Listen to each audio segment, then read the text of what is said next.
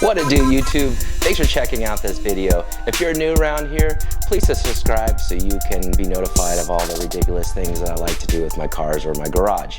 So today what we're gonna do is install a mini split in this garage. The reason for that, well, I live in Las Vegas. It gets 110, 115 degrees, and wrenching in this garage is nearly impossible. I think the coolest I can get this garage is probably 95, 100 degrees. And that's doing a lot of precautions, which you can see from other videos, such as insulating the garage door, tinting the windows, swamp coolers, you name it. So I've tried it all. So this is the last attempt I have to cool my garage. What we're doing today is we're gonna install a mini split unit from Senville. I chose this brand just based upon some of the reviews from eBay and from Amazon.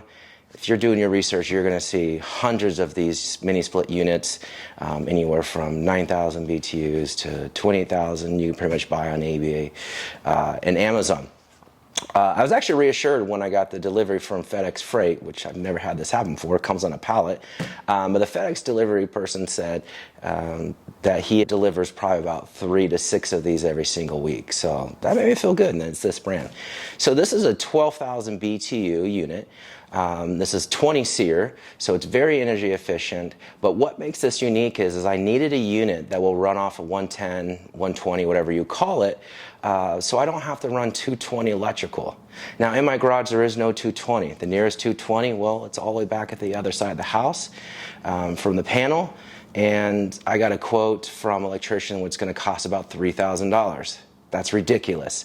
I think this unit will be more than capable to cool a 400 to 450 square feet garage. Difference is the height of the garage, right? But I'm going to treat this like any other appliance, right? They can plug into electrical outlet, the same thing you would do with a hair dryer, amongst other things, right? So I'm going to do something also unique. I'm going to do a clean install. What I mean by a clean install, I am going to figure out a way to get all the plumbing and electrical for this unit down in between the walls, not through the wall like you see other people do. I think it just looks horrendous.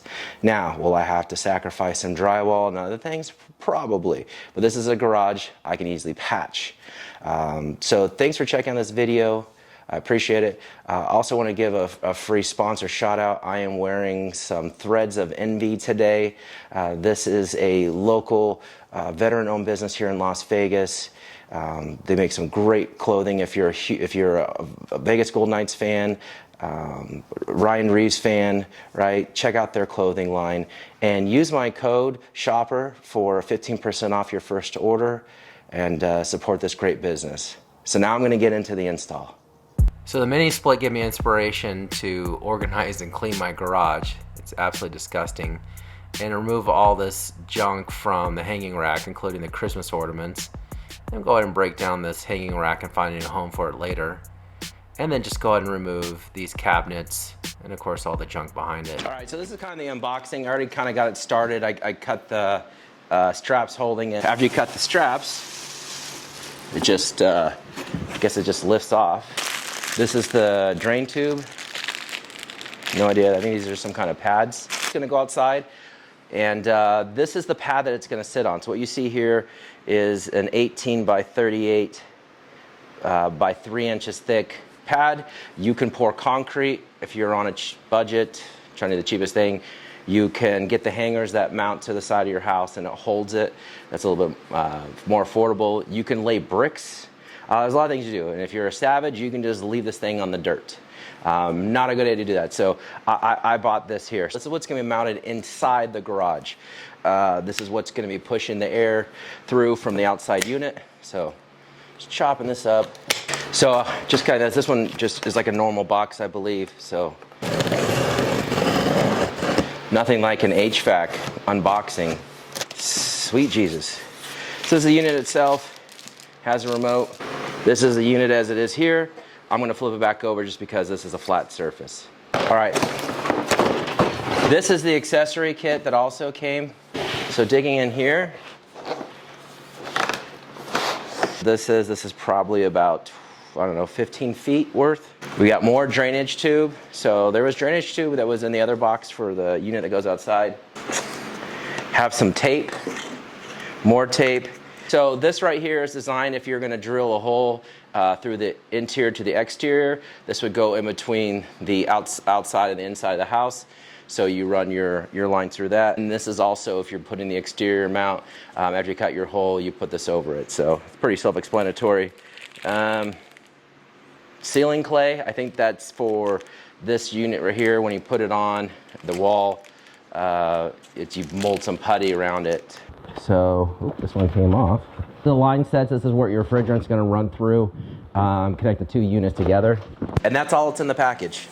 So these are some additional accessory items that you're probably going to need depending on your install. So, because we're going to be mounting our air conditioner on this pad, it's a good idea to get some legs. So these are the Senville brand legs. I found them on Amazon. You buy them in a 4-pack, I think like $20-something. So the unit's actually going to be sitting a little bit higher than just directly on it. So these are what they call the I think these are the R10 refrigerant adapters that are going to work to my vacuum. Everyone talks about this nylon blue, and this is what's going to be used as almost like an adhesive when you screw in your different connectors for the air conditioner. And then this is what's called an eccentric flaring toolkit. Trying to do the cleanest job I can. So what I'm going to do is that based upon putting all the wires through the wall, I don't want to have a bunch of the coolant lines just wrapped around and then flare them to the correct specification and just for the cleanest install. So what we're going to do is we're just going to tap into this electric outlet we have right here, and this is my exterior wall. So with it being the exterior wall, we're going to actually put in one of these I guess disconnects. So when we look at this, this is a 30 amp fusible. So with that being said, this is what you would see in a typical setup for an air conditioning system. Okay, so we went ahead and made sure that before we go doing anything crazy, make sure you have all the power shut off, safety first, to not get electrically shocked. Knowing that we had enough room directly behind the box, go ahead and we drove a pick through, so it went through the back side of the box to the exterior wall. We had already measured the stud behind the wall, so we have a mounting surface that we can go ahead and remove the outlet itself. Take the wires off to get everything out of the way, because we're going to reuse these wires through, because they're long enough. Thank goodness the electrician left enough wiring here. And now we have our pilot hole from the punch here, and we're going to go ahead and drill our hole through big enough. We're running a 3/8 bit, and we'll drill through the wall, out through the backside wall, through the stucco.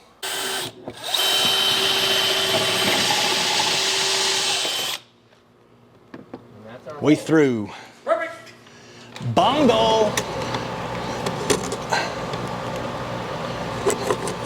Okay, now we have all the wiring out, and then we're going to end up mounting the box about right in here. The stud that we measured is going to be right about here. Now that we had our measurements and everything, we're going to end up putting the breaker panel.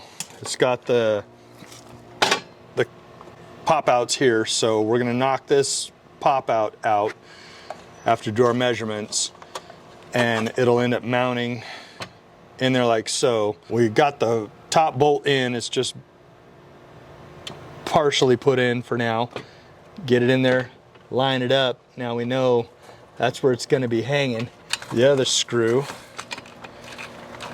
get it fed in, and just get it sunk in enough. Okay, now we're snug-a-dug in there. Now we're mounted, we're level, and then we'll go ahead and put a bead of silicone in here to seal this for the back side of the box, and then we'll go ahead and lay the silicone bead on both sides and the top. And don't use white silicone. Unless it's paintable. Unless it's paintable.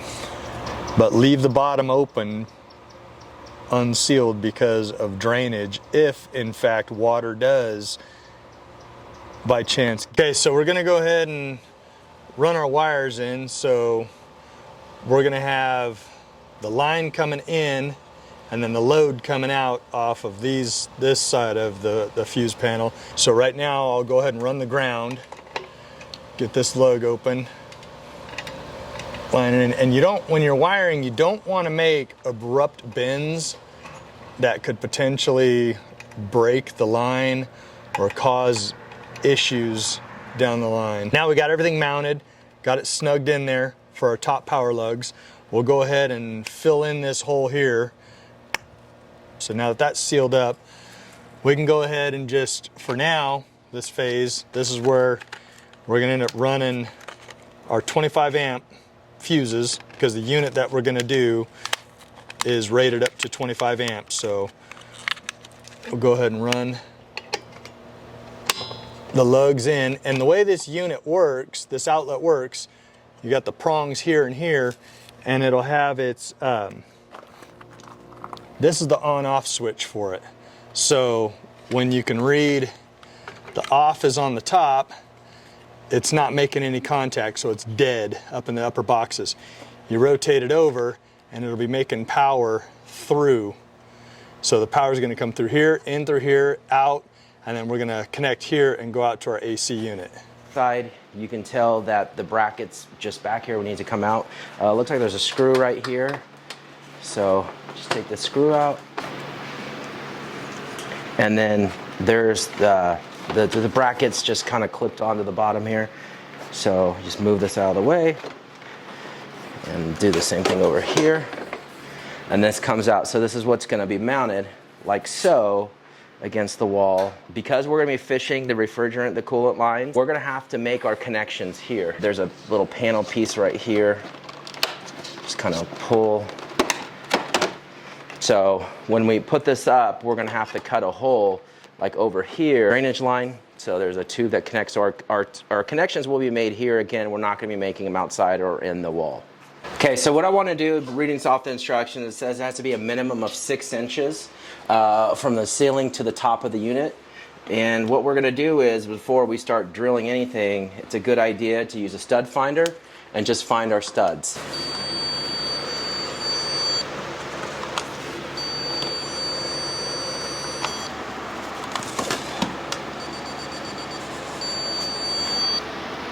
So now we know where our studs are. So this is our middles in between. Measure, I'm probably gonna go down 14 inches. Now this bracket has different measurements.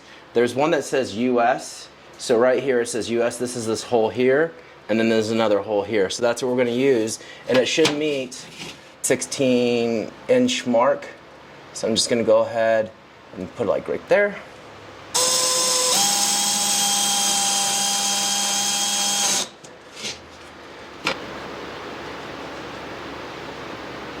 Where it's where we like it.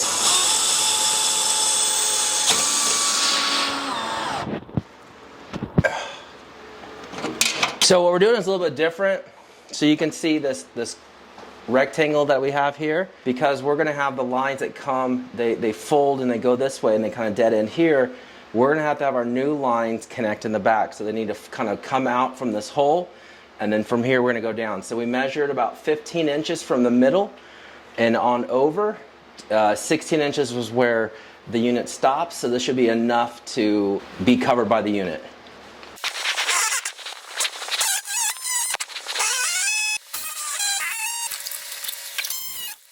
Definitely want to keep this thing if all possible, because if we make a mistake, that's where we're going to patch. Okay, so we're on the outside now. So this is the little shish kebab skewer thing here. So in this kit, it came with this round tube. This is designed to go from the inside to the outside. Well, I'm going to use this, but what I'm going to do a little differently is that I want this to look like the rest of my AC units, where the lines come out at an angle and down.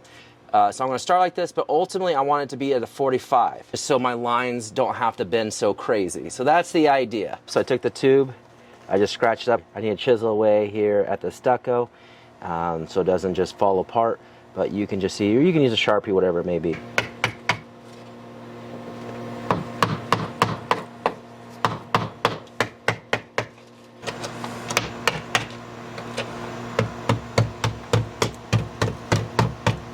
Just get in here and start cutting this chicken wire. Look at that, made it even easier. So now, what we gotta do is figure out how to get this sticking out, something like that, at an angle. And then we can just silicone around this for simplicity. This is gonna be my fish. So I'm just gonna send this down. I'm using yellow so I can see a little bit better. We're gonna anticipate being able to grab it. We have all of our lines that we need to run. This is the one that goes to the outside. So we're gonna feed this side up, right? And then we're gonna take our tube. These are all gonna just go together. If I can undo the spaghetti factory here. We're gonna tie it up, and then I'm gonna go on the inside and I'm gonna pull it. So let's see some mad bending skills.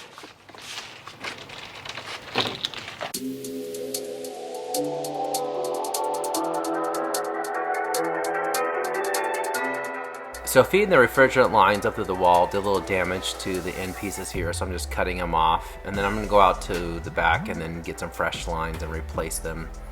I also had to cut my hole a little bit bigger, as you see, because I had to stick my hand down and grab the lines and pull them up. Now I'm just taping everything up, as shown here, and then blowing everything out with the air compressor so there's no gunk in the lines. That'd be a big no. And then just go ahead and put a bend to everything. So we got our lines put in and bent. Hopefully it's gonna work. If not, we can pull it back or whatnot. But you can see here that it's got a nice little bend on it. So everything's gonna match on the back side. For here, this is why we did the cut the way we did. So all the pieces all the connectors are right here. Our drain tube, our two different cooler. Yay! So I'm gonna try to hang this now. So use the Magrique's help, we go ahead and just mount this thing up and then put a piece of styrofoam behind it. And then here I'm removing the factory caps. You're gonna hear a hissing sound, and this is totally normal. That's just the nitrogen escaping. And then using the sealant on both connector sides, just get in there as good as possible. And then you're gonna end up using 2 wrenches here, and then go ahead and just tighten as best you can. It's very tight in here. And then I'm gonna go ahead and switch to the smaller line. Do the same thing. And there's our lines. So time to run the electrical. So this thing's loose. So I have to take this all the way over to the other side. So I just don't want to lose this.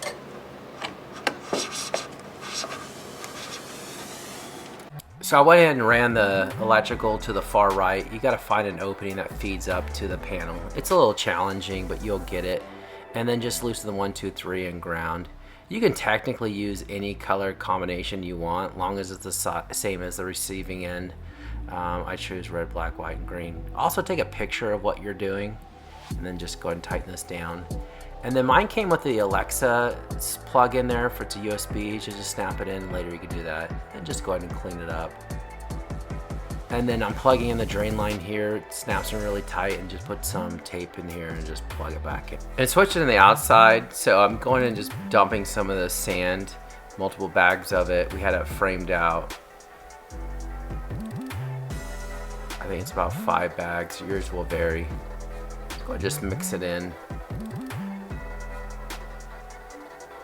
Now I'm gonna go ahead and switch to concrete, and I'm actually pouring a footer. So this is not the normal way you would do it. You would usually put it in a bucket and mix it. This actually works really well. So you cut that footer out and just dump in the quick set. And then just go ahead and spray it down. The water will work its way down to harden. And you can go ahead and just tap so it goes bubbles, and just rake it in there. And I go ahead and just do a little jig to make sure that the pad is level. I measure any low spots. And trim and flare our copper pipe. So what I went and did was, I had a lot of excess. This is even still too much.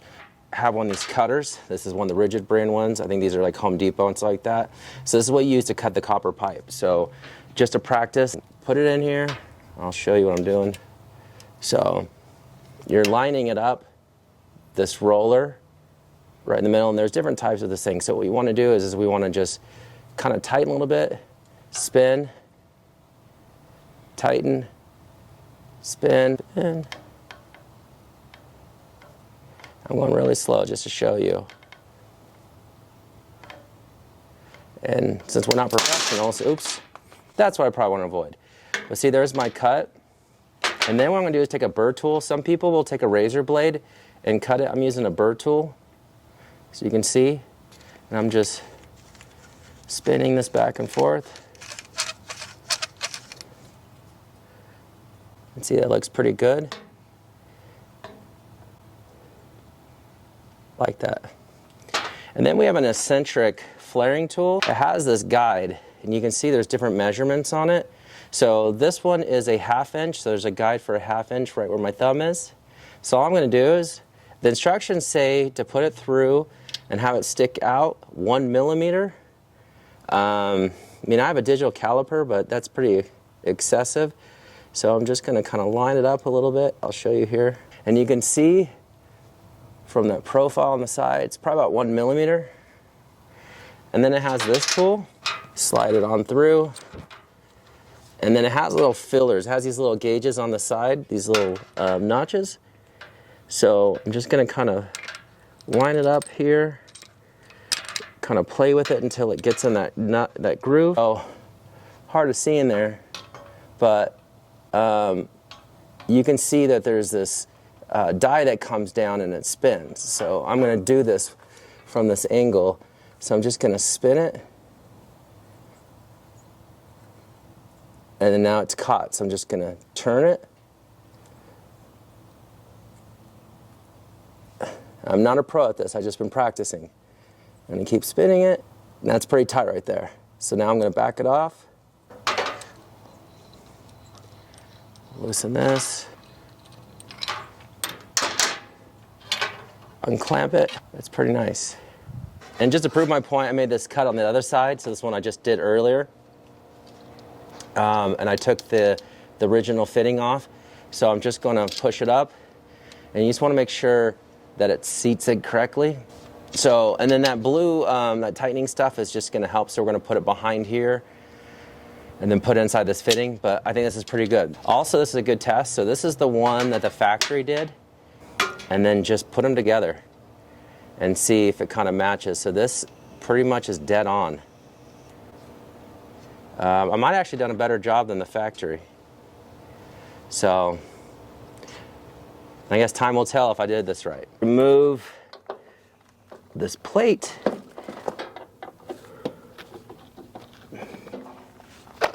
And right here it says, must be conducted by a state official or something like that, a professional. I hope I'm professional enough. And then the next thing we want to do is figure out how much line. So I cut off quite a bit, cut some of this back. I'd rather have a little bit more than not. Probably right about here.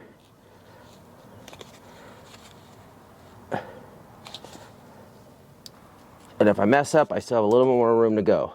So one of the things I forgot to do before I started cutting all these lines and everything, I need to put these insulator pads on. So I have 4 of them. So I've just got them all hooked up. You don't really need an explanation. Just taking a pencil, putting it through this hole, and just marking them. So it's kind of hard to see. Just using, these are 1.5" number 12s. So we'll see how it works. And then kind of just line it up here.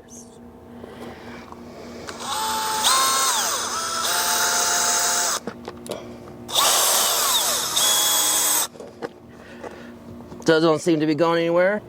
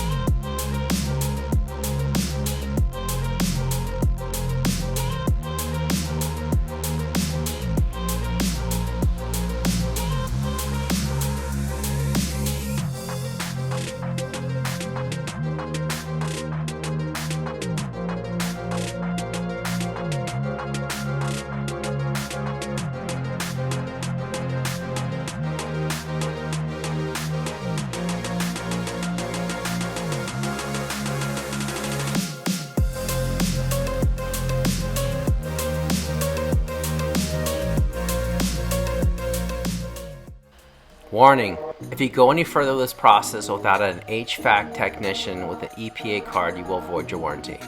Well, because I have the Mad Greek with me, who is a retired electrician and HVAC mechanic, I'm going to go ahead and go forward with this. So I'm going to hook up my vacuum to the low side, swing it on by hand, and then use a tool. This is the vacuum, make sure there's enough oil in it.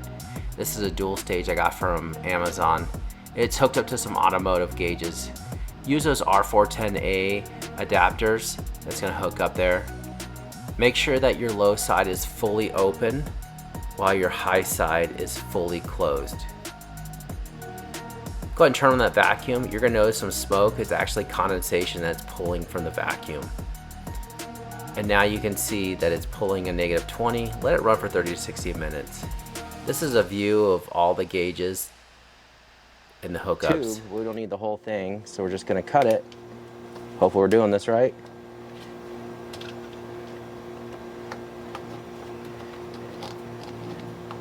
Ta-da!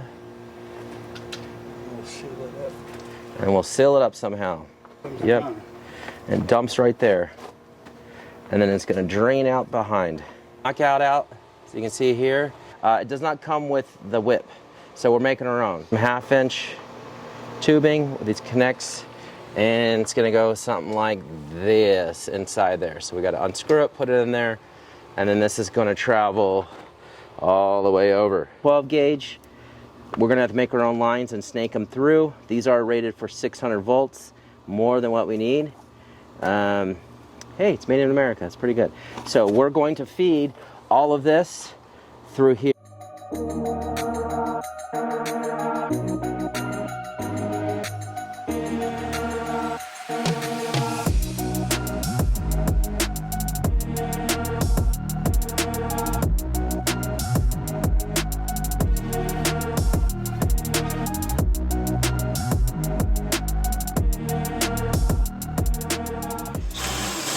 Okay, we're gonna go ahead and start mounting these things. These little clamps. So, looks just like that.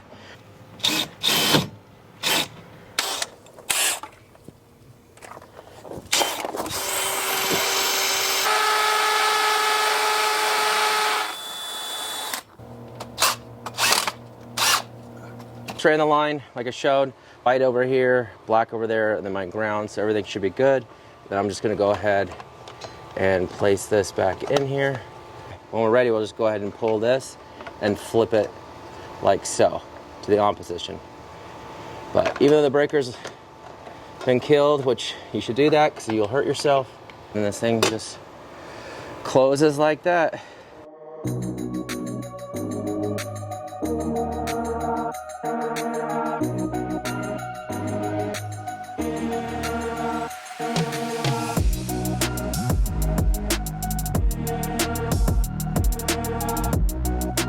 All right, so the electrical's been in. So this is our control side, just matching up the same colors as you can see on the screen. And then these are to our power. So L is, I guess, black and white is neutral, and then the other one is ground. And then our ground from the unit is this one right here. I think that's right. This buckle is broken-ish, so it's crap, don't use it. Okay, so now that the vacuum's held, it's held for probably over an hour. The instructions say that we need to let out a little bit of refrigerant, high side. So I'm just gonna do this.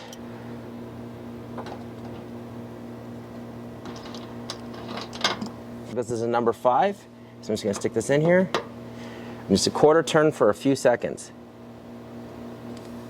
Hear that sound? Turn it off. And our gauge did go up, so it was in like the -20s or whatever it is. So now it's showing something.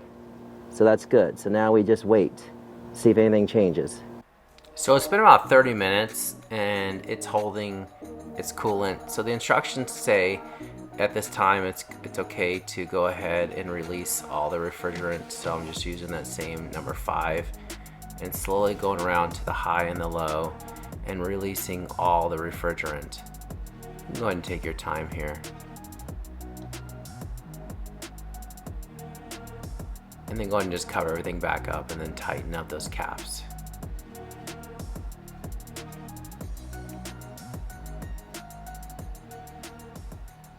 So what we're gonna do now is we're gonna use one of these halogen leak detectors. It looks something like this. It's pretty old school. Found it on Amazon. I think it's like 30, 50, 60 bucks. I don't know. On to like level 4. So after 6 seconds, it starts working. So if we see any change in the sound, we have a problem.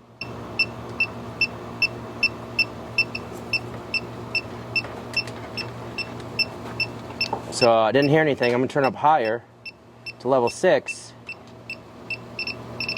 Okay, so I got a little bit of problem right there. So my problem's right here on these connectors, just right there. I'm gonna go ahead and tighten these and see if I can fix it. So now that everything's been tightened down, I'm gonna do this one more time.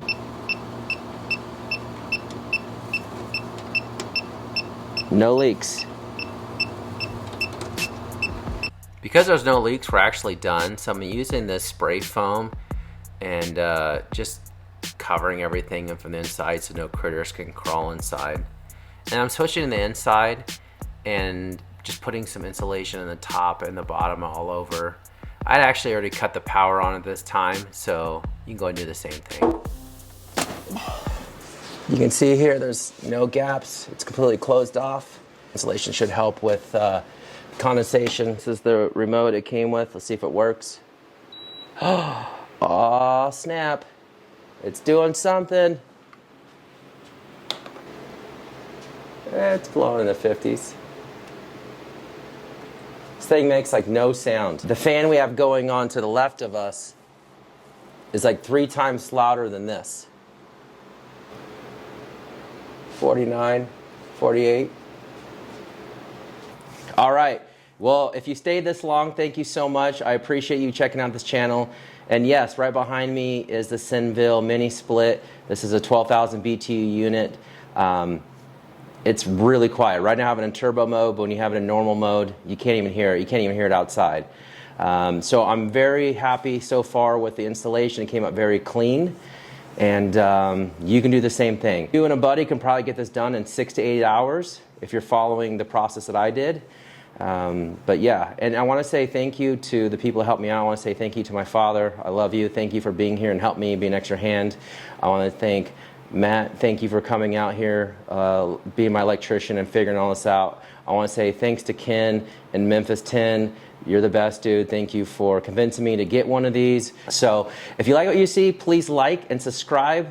I got more to come, but thank you so much.